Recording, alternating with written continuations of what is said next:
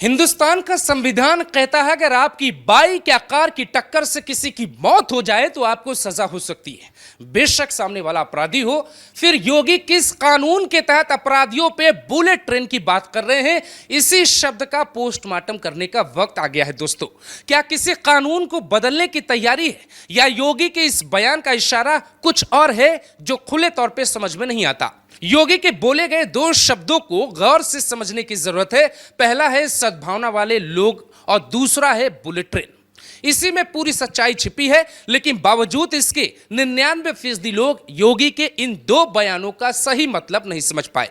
हमारा काम है आपको 16 आने सच रिपोर्ट दिखाना, इसीलिए हमने इस बयान के पीछे की वजह समझने की कोशिश की। तो 3 बातें पता चली हैं जिसके बारे में जानने से पहले आपको योगी का बयान सुनवाते हैं। मैं फिर कहूंगा, हम सबका सम्मान करेंगे, सबको सुरक्षा देंगे, लेकिन अगर किसी ने अव्यवस्था पैदा करने का प्रयास किया है तो फिर उसका भुक्तभोगी भी उसको बनना ही पड़ेगा। पहला यह कि योगी के बुलेट ट्रेन का मतलब बंदूक वाली बुलेट से है, और योगी पहले भी यह कह चुके हैं कि अगर किसी बेटी बहन के साथ किसी ने गलत किया तो अगले चौराहे पे यमराज उसका इंतजार कर रहे होंगे। कानून प्रत्येक नागरिक को सुरक्षा प्रदान करेगा, लेकिन राह चलती हुई किसी बेटी के साथ अगर किसी ने छेड़छाड़ करके उसकी सुरक्षा में सेंध लगाने का कार्य किया तो अगले चौराहे पर उस ओहदे का इंतजार यमराज कर रहा होगा। उसको फिर यमराज के यहां भेजने से कोई रोक नहीं पाएगा। इस बयान के लिए किसी कानून में बदलाव की जरूरत नहीं है, क्योंकि यूपी पुलिस पहले से ही आलू के भाव से अपराधियों को ऊपर पहुंचा रही है और इसके लिए योगी को यह बोलने की जरूरत नहीं थी। तो सवाल है कि फिर ऐसा क्या है और क्यों है जिस पर योगी के खिलाफ मानवाधिकार संगठन वाले याचिका भी लगा सकते हैं? तो दूसरी वजह काफी तगड़ी है। योगी इस बयान के जरिए बीजेपी को बहुत बड़ा संदेश देना चाहते हैं। बीजेपी के भीतर एक वर्ग ऐसा खड़ा हो गया है जो मोदी के सबका साथ सबका विकास के नारे को बदलकर जो हमारे साथ हम उसके साथ का नारा देना चाहता है। पश्चिम बंगाल में शुभेंदु अधिकारी ने पहले यह बयान दिया, सबका साथ सबका विकास जरूरी नहीं है, क्योंकि देश में एक तबका ऐसा है जिसके लिए मोदी योगी कुबेर का खजाना भी खोल दें तो वो बीजेपी को वोट नहीं देगा। ये चुनावी नतीजे कहते हैं। आप शायद ये जान के हैरत में पड़ जाएंगे कि गोरखपुर में जहां योगी समस्याएं सुनते हैं, सीएम बनने से पहले जहां हिंदू मुस्लिम सबकी मदद खुलकर करते थे, वहां के मुस्लिम योगी को वोट नहीं देते। हैरानी की बात यह है कि योगी आदित्यनाथ ने जो सबसे पहला धरना अपने जीवन का दिया था 24 साल की उम्र में, एक मुस्लिम दुकानदार के साथ जब पुलिस ने गलत किया तो वो एसएसपी कार्यालय में बाउंड्री पे चढ़कर कूद गए थे। उसके बावजूद मुसलमान योगी को वोट क्यों नहीं करते?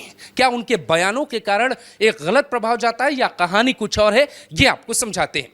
ऐसा दावा कई पत्रकार भी करते हैं और 2024 चुनाव के नतीजे भी इस ओर इशारा करते हैं कि प्रदेश के भाईजान एक मुश्त कांग्रेस और सपा को वोट करते हैं, क्योंकि कांग्रेस के नेता खुलकर तुष्टीकरण की राजनीति करते हैं, जबकि मुलायम सिंह यादव ने तो साल 1990 में सद्भावना रैली भी निकाली थी। जी हां, और इसी से छिपी है योगी आदित्यनाथ के बयान के पीछे की सच्चाई।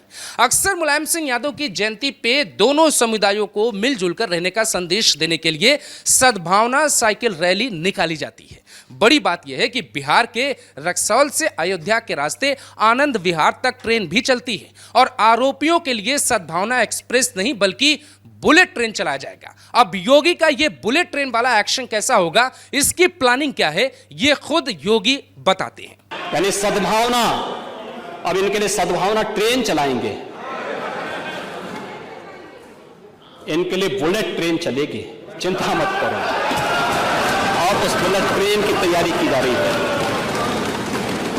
बुलेट ट्रेन की तैयारी का मतलब यह है कि योगी यूपी पुलिस को खुली छूट देने वाले हैं। महिला अपराध के खिलाफ सख्ती के लिए कोई नया नियम ला सकते हैं जिसमें फास्ट ट्रैक कोर्ट की संख्या बढ़ाई जाएगी और बुलेट ट्रेन की रफ्तार से उन्हें सजा दिलाई जाएगी, क्योंकि हिंदुस्तान में बुलेट ट्रेन तो अभी आई नहीं है। बुलेट ट्रेन का सपना तो प्रधानमंत्री नरेंद्र मोदी का था। फिर सवाल उठता है कि योगी आदित्यनाथ ने सदन के भीतर बुलेट ट्रेन का जिक्र क्यों किया, और इस बात को समझने के लिए आपको समझना होगा कि इस बुलेट ट्रेन की पूरी कहानी क्या है। है, हम आपको वही बताने जा रहे हैं। योगी आदित्यनाथ ने साफ इशारा कर दिया है कि अब जो भी यूपी के अपराधी हैं उनके लिए सिर्फ बुलडोजर ही नहीं है, ना लंगड़ा ऑपरेशन है, बल्कि अब एक और ऑपरेशन चलाया जाएगा। ये पुलिस कर्मियों और यूपी के बाकी जिलों के कप्तानों के लिए सीएम योगी का एक खुला संदेश है कि आप अपराधियों को मिटाने के लिए कोई भी प्रयोग करिए, यूपी में बस शांति चाहिए। और योगी आदित्यनाथ ने इस बयान का जिक्र उस वक्त किया जब लखनऊ में कुछ लोगों ने एक महिला के साथ कुछ ऐसा किया जो देखकर आप कहेंगे कि ऐसा यूपी में नहीं होना चाहिए। योगी आदित्यनाथ ने खुली छूट दे दी है कि आप कुछ भी करिए, अपराधियों को यूपी से मिटा दीजिए। लेकिन ऐसा भी कहा जाता है कि जब जब योगी आदित्यनाथ कमजोर पड़ते हैं, वो कुछ ऐसा बयान देते हैं जिसके बाद उनके समर्थकों में दोबारा जान भर जाती है।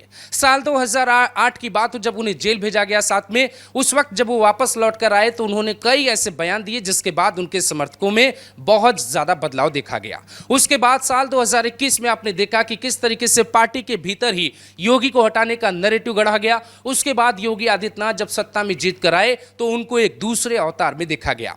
अब योगी आदित्यनाथ को दिल्ली से जो भी संदेश मिला हो, लेकिन जैसे ही वो लखनऊ लौटे तो उन्होंने अपने समर्थकों को संदेश भेजा है कि ये योगी का नया अवतार है और अपने नए अवतार में योगी और सख्त हो गए। एक छोटी सी घटना जिसे समाजवादी पार्टी सरकार या किसी भी सरकार में ध्यान तक नहीं दिया जाता, योगी आदित्यनाथ ने अपने 3 अधिकारियों, थाना प्रभारी, चौकी प्रभारी, 3 पुलिसकर्मियों को हटा दिया। योगी आदित्यनाथ ने पहले सड़क पर भी संदेश दिया कि अपराध की कोई जगह यूपी में नहीं है, और दूसरा संदेश सदन के भीतर दिया। बात गहरी इसलिए है क्योंकि योगी आदित्यनाथ के 3 ऐसे बयान हैं सीएम की कुर्सी पे बैठ के जिससे हमेशा याद किया जाएगा। पहला बयान है कि माफियाओं को मिट्टी में मिला देंगे। क्या बात करते हो?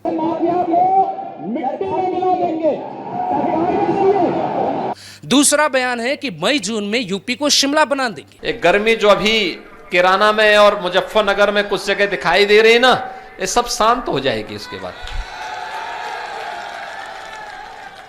क्योंकि गर्मी कैसे शांत होगी, ये तो मैं मई और जून में भी इसको बहुत शिमला बना देता हूं। और ये तीसरा बयान है कि अब सद्भावना नहीं बल्कि बुलेट ट्रेन चलेगी। यानी सद्भावना, अब इनके लिए सद्भावना ट्रेन चलाएंगे, इनके लिए बुलेट ट्रेन चलेगी, चिंता मत करो। और उस बुलेट ट्रेन की तैयारी की जा रही है, जिसका सीधा सा मतलब जुड़ा हुआ था कि समाजवादी पार्टी के लोग जो भी अपराध में शामिल हैं वो सुधर जाएं, नहीं तो योगी बुलेट ट्रेन चला देंगे।